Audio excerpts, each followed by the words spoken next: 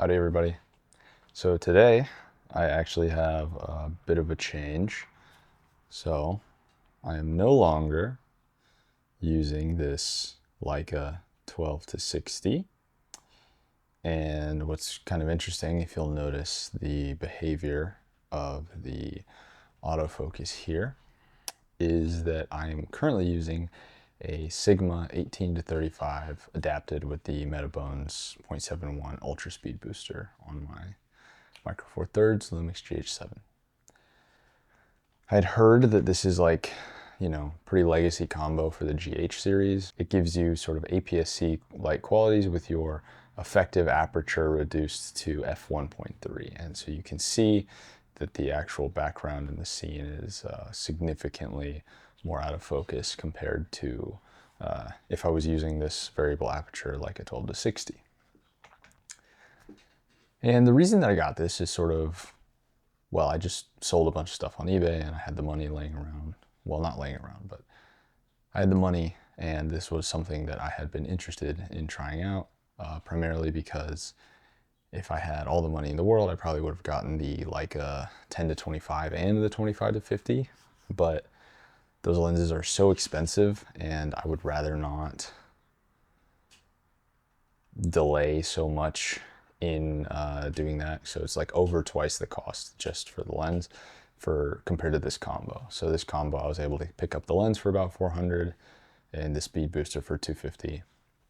And all of that was covered by stuff that I was selling on eBay anyway. So not a big deal. So what I really wanted to show in this video is that I had looked up this combo before and I had tried to see how it works. And of course people show the autofocus working with the latest Metabones firmware, but I felt like a few details were missing from all of those videos and there wasn't anything that really covered the information that I had wanted in my head, right? So everyone tells you like it's heavy and it works, but it doesn't work as well as you would want it to.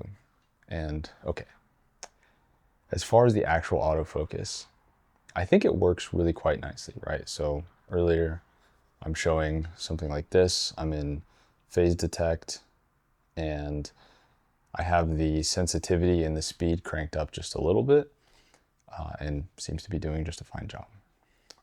If you're going, to various different levels of focus, throwing really far back. So I won't go to the background, but like I said, if I put my hand, we get the hand, we can remove it. It goes pretty quickly back to my face with the actual face tracking from the GH7. So that does work really well. And sometimes it misses, sometimes it gets stuck. If you're in, really bad lighting conditions and it's, focused really close and you want to focus really far, without some hand tuning, it may struggle to throw the focus all the way. And that mostly happens in photo. And so there's a couple of things that I've really noticed is that the depth by defocus focusing in photo mode is fine, but I've seen that phase detect in general just works better. So when you do depth by defocus, it's going to kind of slam itself a couple of times and then focus. And if you're shooting pretty wide open, that actual focal plane is pretty thin. So it has the opportunity, because it's like such a big physical thing, the actual focus, it's got these big motors, big physical stops, and it'll just kind of nudge itself slightly out of focus sometimes. So it really depends on the actual focal mode that you're using. And I plan to put some footage of me trying out, some of the focus in the photo mode. And, if I'm just taking like a picture of friends or something like that, I actually found that it's really nice to go into continuous autofocus, use like zone phase detect or full phase detect with subject detection. And it works great. It makes a little bit of noise. It's, kind of clicky, but the noise is not on the level where I thought that it would be so disturbing. I thought I was going to get this lens, and compared to what I had been seeing in a lot of other videos, people are like, it's just so noisy. You read online, they're like, oh, it's unusable, it's so noisy. It really isn't. It kind of clicks. My model in particular, I don't know if it's just this, but it kind of clicks around, but compared to the typical noise level of any room or any conversation, it's not really noticeable. So yeah, you know that it's a machine and you know that it's working, but it's not like it's front and center, putting itself ahead of everything. The birds chirping in the background are louder than the lens focusing itself right now. And of course, I think Metabones worked really hard on getting this firmware to, not try to hunt so much once it's there. So once it's locked on, it tries to stay locked on. And then if you move, it will adjust, and it'll do those slight adjustments pretty quietly. But of course, if you do something like this, you kind of get that creaky click, and then it comes back pretty quick. But it's just like a servo sound, so it's not crazy. I find that video autofocus works really quite well. I haven't seen a scenario where it's sort of failed me in any way more spectacularly than my, Leica lens. It is, yeah, I think it's pretty great. We'll see. Some additional footage, maybe from, sort of sports kind of thing, like slacklining, or if I'm juggling, like even the Leica lens has trouble in the full area phase detect. It's, sometimes it just misses me, and it happens. But this one, I feel like works on the level that, people don't give it enough credit for. They say that, yeah, it works, but like it really works. It's not just like, kind of, it's okay. It's not, native autofocus performance, especially with the speed. Something in particular that you notice is if you're trying to do continuous autofocus and shoot in like a photo burst mode, you're actually starting to get limited by the lens itself and its ability to quickly focus. But we're not doing crazy sports photography with this lens. This is like a fast low light lens that is good for doing low light things, or also just video and giving you, a certain look. But if I'm, shooting birds or something, like I shoot birds manually with, this Canon FD 200mm, like this is good. And I can use the full speed of the GH7 whenever I'm doing wildlife with that. If I got like a Leica 100 to 400, which I would like to, I'm sure that can take advantage of the full speed of the sensor as well. So it's not like, we're not doing anything crazy with this lens that warrants it needing to be faster in the autofocus realm. And then obviously it has manual focus, and that's what people have been using for years and years. So I think that all the bases are really covered.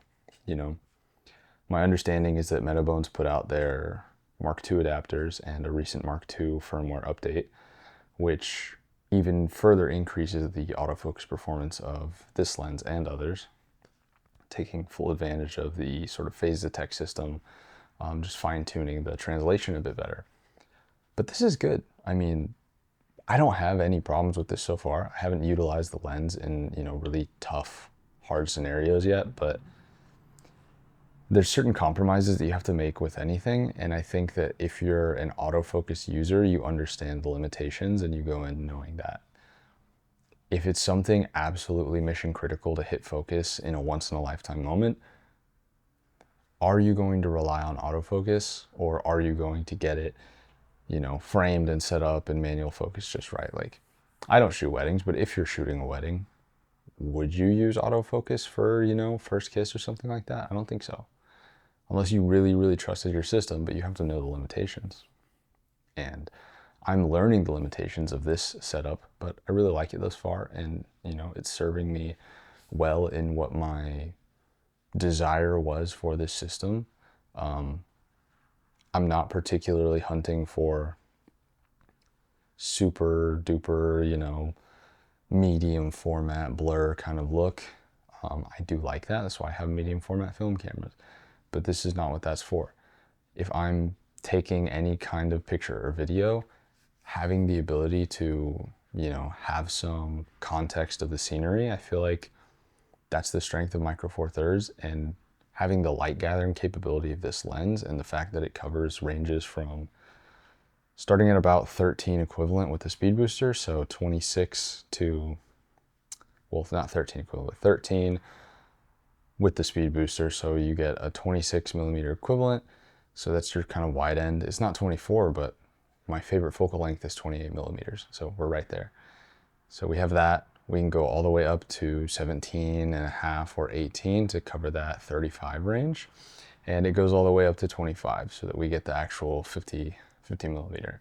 And even then, you know, I've started learning to really like shooting like 20, 22 on Micro Four Thirds for that 40 to 44 millimeter look. So kind of, you know, in one package that was not terribly expensive for what you get is a highly functional kit that covers like a lot of sort of prime lens options. And as far as sharpness goes, I can't really tell the difference. I'll be honest. You know, like if you nail focus, and you have dead on sharpness where you need it, you add light, you have your sharpness, it's fine. This 10-year-old, maybe even more Sigma lens is as good, if not exactly the same as my Leica lens.